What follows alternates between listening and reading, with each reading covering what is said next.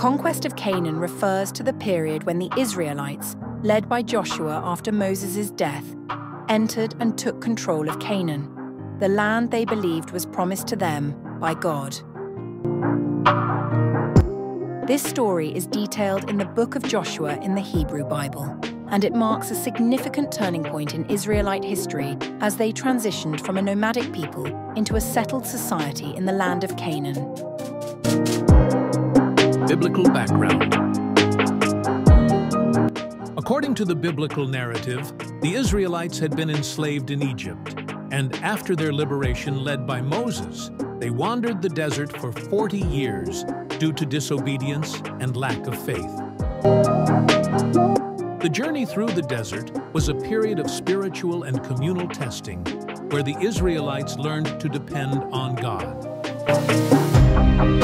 The Bible describes God's promise of the land of Canaan to the descendants of Abraham, Isaac, and Jacob, positioning the conquest as a fulfillment of that promise.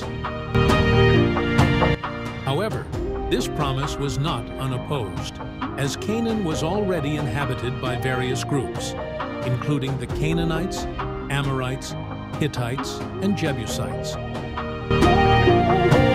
Joshua as leader. Before his death, Moses appointed Joshua as his successor. Joshua was a capable military leader and had previously been one of the spies sent to Canaan, showing faith in God's promise despite daunting odds. Under Joshua's leadership, the Israelites crossed the Jordan River, marking their entrance into Canaan. The crossing itself was a miraculous event, likened to the parting of the Red Sea, symbolizing divine intervention and support for their mission. Major campaigns in Canaan. The Battle of Jericho. This is one of the most famous events of the conquest. According to the Bible, Joshua's forces marched around the city of Jericho for 7 days, blowing trumpets and carrying the Ark of the Covenant. On the 7th day, the walls of Jericho miraculously collapsed, allowing the Israelites to capture the city. Central Campaign. After Jericho, Joshua led a central campaign to take control of other key cities, including Ai. The strategy was to divide and conquer, cutting through the middle of Canaan to separate northern and southern cities. Southern Campaign. The conquest continued southward, where Joshua's forces encountered a coalition of Canaanite kings. With reported divine support, they achieved victories in battles such as the Battle of Gibeon, where the sun is said to have miraculously stood still to allow more time for the Israelites to achieve victory. Northern Campaign. In the final stages, Joshua moved north to confront the remaining Canaanite forces. They achieved victories here as well, though some groups, like the Philistines and Jebusites, retained control of parts of the land, leading to future conflicts. Methods and strategies. Warfare and diplomacy. The conquest was primarily military, but diplomacy also played a role. For example, the Gibeonites tricked the Israelites into making a peace treaty by pretending to be from a distant land. While the treaty was based on deception, the Israelites honored it, showing a complex approach to relationships with local groups. Ban, harem. The concept of harem, or the ban, meant that certain conquered cities and their inhabitants were dedicated entirely to God, often through complete destruction. This was intended to prevent the Israelites from adopting the religious practices of the Canaanites. Theological themes and interpretation. Divine covenant and fulfillment. The conquest is presented as the fulfillment of God's promise to give the land to the Israelites.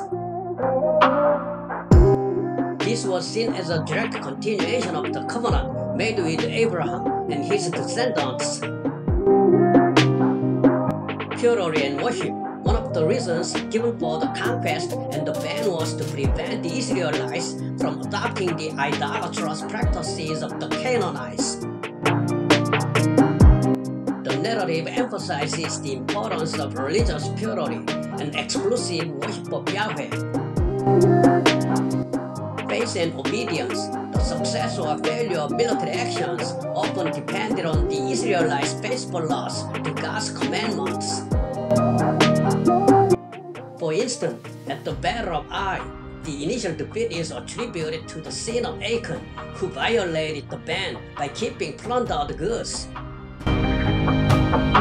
Archaeological and historical perspectives.